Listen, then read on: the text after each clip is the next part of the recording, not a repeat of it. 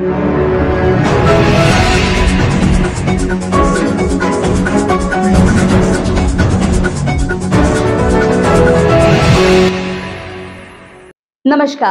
News superfast में आपका स्वागत है। न्यूज सुपरफास्ट सतीश पारधी के साथ आइए नजर डालते हैं आज की ताजा खबरों पर।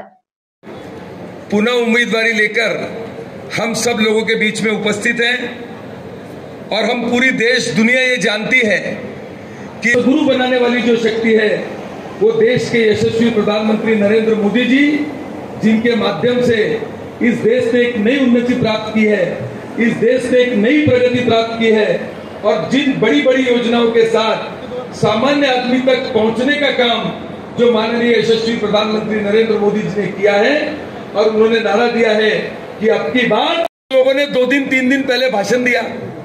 उस भाषण में बताया कि ये जो सरकार राज्य में काम कर रही है ये बड़ी निकम्मी सरकार है।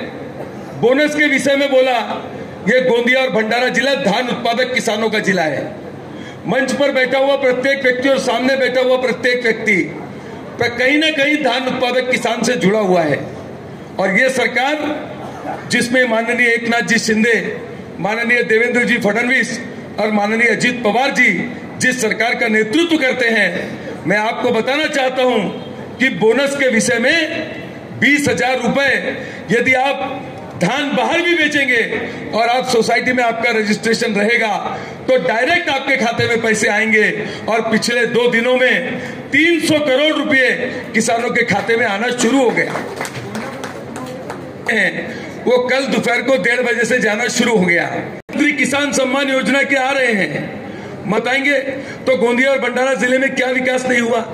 गोंदिया या भंडारा जिला जो धान उत्पादक किसानों का जिला है, इसमें किस प्रकार की उन्नति नहीं हुई। इस सरकार में खासदार प्रफुल्ल पटेल जी हों, हमारे भारतीय जनता पार्टी के नेता हों, शिवसेना के नेता हों, सब लोगों ने मिलकर इस सरकार में जितना पैसा सिंचन पे दिया है, गोंदिया और भंडारा जिले का पिछले 5 वर्षों में सिंचन क्षेत्र कितना बड़ा है, ये विरोधियों को जानकारी लेना चाहिए। ऐसी योजना कभी किसी प्रधानमंत्री के दिमाग में नहीं आई। वो केवल माननीय नरेंद्र मोदी जी के माध्यम से आयुष्मान भारत का कार्ड, वो ऐसी योजना है जिसके माध्यम से कोई भी आदमी 5 लाख रुपए तक का किसी भी प्राइवेट हॉस्पिटल में तुरंत जाकर अगर संकट आया तो अपना इलाज करा सकता है। महायुति का उम्मीदवार बनाया गया।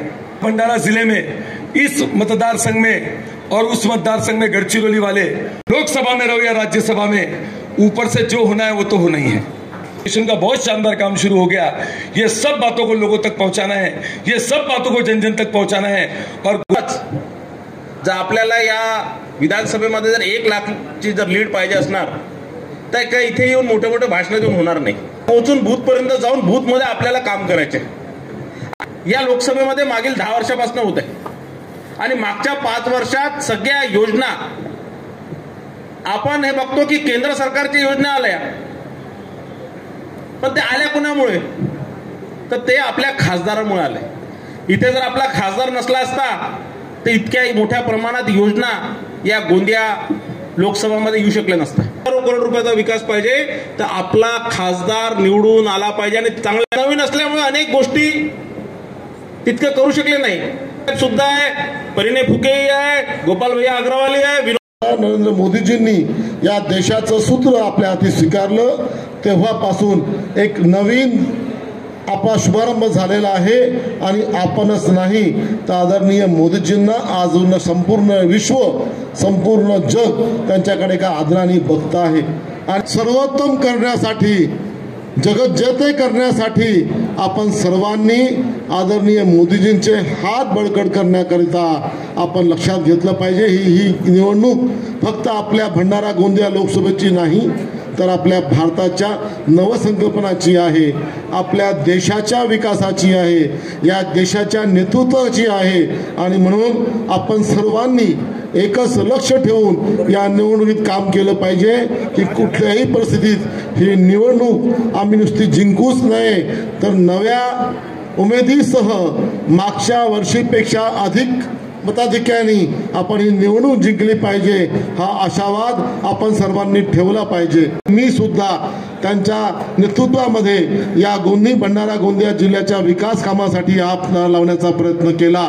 महिन्यामध्ये एवढं नवीन रूप तयार करेल त्याला जोडणारा, त्यामध्ये सुद्धा रॅम्प सहित सर्व आपली बाईक सुद्धा त्या रेल्वेच्या पुलावर निघून तिकडे जाऊ शकतील अशा सुविधायुक्त मोठा 12 मीटरचा आपला फुटपाथ ब्रिज सुद्धा इथे होतो आहे.